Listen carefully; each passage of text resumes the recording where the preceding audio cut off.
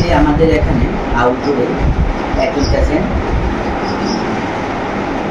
রোগী দেখানোর জন্য এসেছিলেন। ওনার নাম হচ্ছে দীপক চুটিয়া, আর বাবার নাম হচ্ছে Kotai Chutia, Kakaganj 12 number block, post office Turangal, district Jorhat, Assam. তারা আমাদের এই ওএনজিসিতে কাজ করে। আমরা খবর পেয়েছি ওইটা আমাদের ছোটো রাজ্যে আসাম থেকে অ্যাক্সিডেন্ট হয়নি, এসেছেন প্রায় 5 থেকে 6 দিন এমন হয়েছে। আমাদের খবর আমাদের এখানে যখন ট্রিটমেন্টের জন্য আসে, আমরা ইনভেস্টিগেশনের জন্য আমরা পাঠাই। ল্যাবরেটরিতে যখন দেখলাম আমাদের কোভিড-19 পজিটিভ হয়েছে।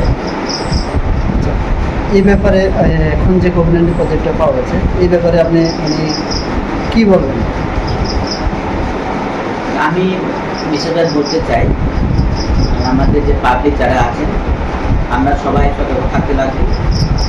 আমাদের যে সোশ্যাল ডিস্টেন্স, মানে একজন মানুষের সাথে একজন মানুষের যে ডিস্টেন্স মিনিমাম যাতে আমাদের 10 মিটার যাতে থাকে, এবং কোনো কিছু মুখে অথবা চোখ ওইসব কাজ করার আগে যাতে আমাদের হাতটা ভালোভাবে ধুয়ে নিই। এইভাবে আমাদের এই করোনা রোগটাকে আমরা প্রতিরোধ করতে পারবো।